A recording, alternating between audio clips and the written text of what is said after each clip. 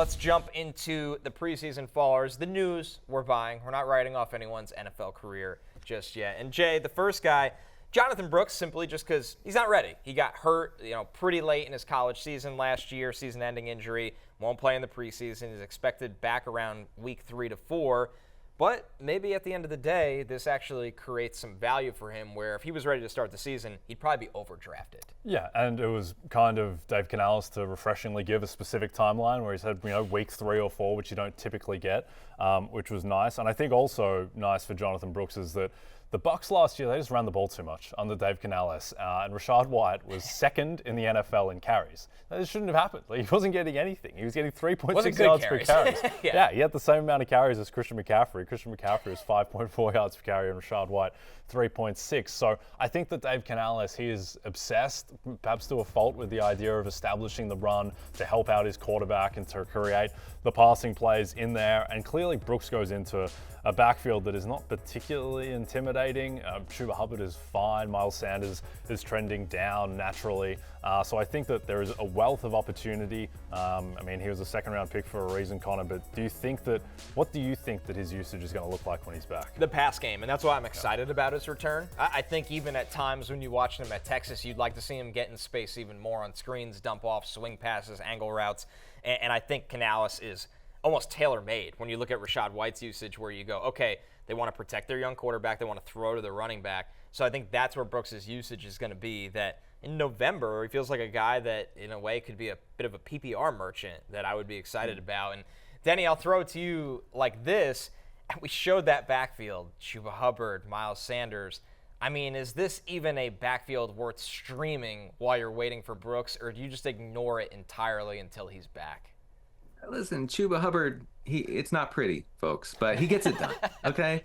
It's 3 yards in a cloud of dust, but coaches seem to really be into Chuba Hubbard for some reason. The Panthers offense always ends up, let's just give it to Chuba Hubbard. So I think that he will have early season fantasy value, especially in deeper formats. I am taking him here and there, I will admit. So Brooks, I agree with you, Connor, in that I think that he does. What did you say? You were reluctant to admit that, but I'm glad how honest you are. I did. Yeah, no, I have to be honest with the folks, okay?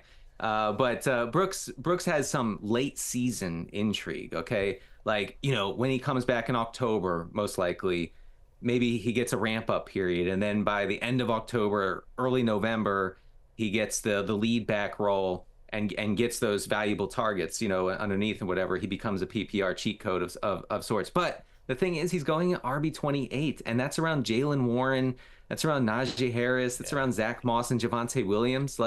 For me, I can't take Brooks there. I'm taking those other guys. I feel like if he drops, to be, RB32, RB35, maybe I'll have some interest. But right now, I think it's a little too rich. Yeah, I think the thing too that we have to keep in mind with everything Panthers related this season is that whole season, that whole organization this year is geared towards one thing, and that's making Bryce Young look good. Because if he doesn't, then everyone loses their jobs. Yeah.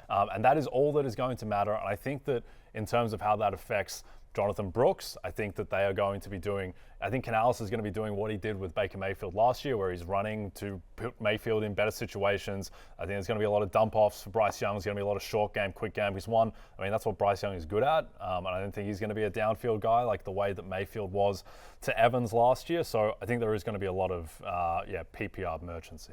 We talked about Chase Brown in our risers here, but Zack Moss makes the fallers, Denny. But you brought up his ADP and where he's being drafted amongst running backs, where it actually doesn't seem that crazy compared to if some of the guys around him. I know there's intrigue in the Steelers' backfield, but you brought up, hey, I'm not taking Brooks in that range. So when you look at Matthews' rankings here, running backs 26 through 35, how do you feel about where Moss stands right now, despite us looking at him as a faller because his reps with the first team haven't been where we wanted them to be this summer?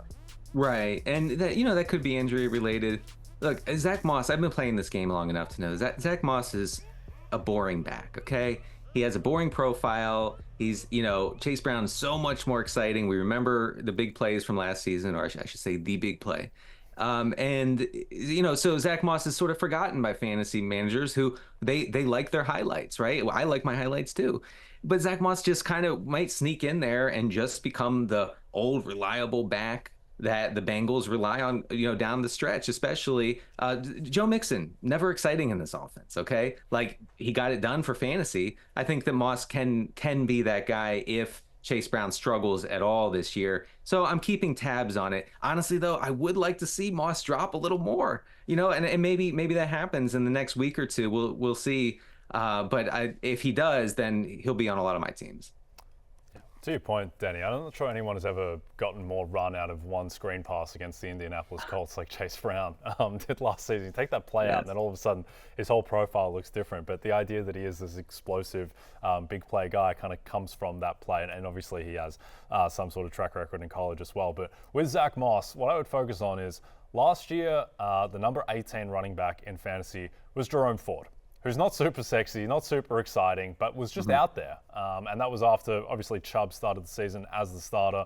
And I think with Moss, just by being rock solid, by being in a good offense, by being a guy who could potentially get red zone touches, there is certainly the pathway where I like to play into going up against the really exciting guy, where I think that people will buy into Chase Brown because he does have the upside, but there's every chance that Zack Moss ends up being the guy you want in that backfield. And right now, he's not being drafted particularly high at all. He's going as running back 28 on Yahoo, right next to Nick Chubb, who we have no idea when he's going to be playing football. Hey, it's Matthew Berry from NBCSports.com and RotoWorld.com, and I want to thank you so much for watching whatever it is you just watched. Or if nothing else, being too lazy to click out of the autoplay after this video started, after whatever it is you actually wanted to watch finished. But now that you're here, I'd like to take a moment here to ask you respectfully now, okay? I'm asking you respectfully to subscribe to the NFL on NBC YouTube channel. You'll get the latest RotoWorld fantasy news headlines, all sorts of great shows, including my own Fantasy Football Happy Hour. So go subscribe now. Again, I'm asking respectfully.